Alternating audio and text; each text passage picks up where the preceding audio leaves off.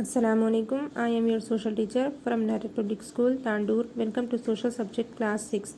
Students, our chapter name is Towards Gender Equality. Students, in this class, our first topic is employment. Students, women going out of the house and taking up jobs are able to become self-dependent. Most women workers in Telangana are employed in agriculture, doing casual jobs, and a small section of them run their own shops, farms, and other enterprises. Thus, when women take up employment, they need not depend on others. Students, we have also seen that girls in some families are brought up in such a way that they are undernourished and undereducated. Therefore, they have less opportunity to gain proper employment and get good salaries. Even women who are well educated are not allowed by their families to take up professional jobs that require them to be away from their homes for a long time. They are allowed only to take up part time or less demanding jobs. Most of the women who are without proper educational qualifications are forced to do physical labor in the fields or mines or as domestic servants in houses of rich people. These jobs are backbreaking and exhausting. Moreover, the women doing them are often looked down and they lose respect and security. They have to face insults and abuses all the time. Students, in the last few decades, the employment scene for women has been changing gradually. Many women have acquired degrees and are entering into jobs which were earlier considered as male professions. The reservation policies pursued from 1980s in Telangana for admission to women in all colleges and in government jobs have led to more and more girls joining colleges and taking up salaried jobs. Some leading scientists, mathematicians, diplomats, engineers, etc. are women. Women are now also recruited into the police, army, navy, and air force, and there are many women pilots today. In fact, we have women who are trained engine drivers. This has been possible because women have fought to get higher education and have broken gender bases in many professions. Okay? Students, now move to our next topic, unrecognized work of women. Students, if we look at the daily routine of any woman, we will realize that they are working all the time. But for most of the time, the work they do is not recognized and not paid for.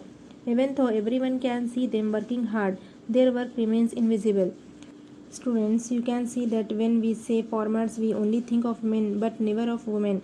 In fact, nearly 8 out of every 10 Indian working women work in the fields. They till the land, they do the seeding, weeding, transplanting, harvesting, threshing, and countless jobs. Of course, it is also true that many farm jobs are reserved for women, like transplanting rice, weeding, or plucking groundnut pods. Women do this and many other jobs also in agriculture. A large number of farms are fully managed by women farmers alone as the men go out in search of work in factories and towns. Students, many women are working on their family farms yet their work is not recognized. Women who work on other people's farms get wages which are lower than what men get. If you study the work done by women within your own house, you will realize the hard work that goes into running the house.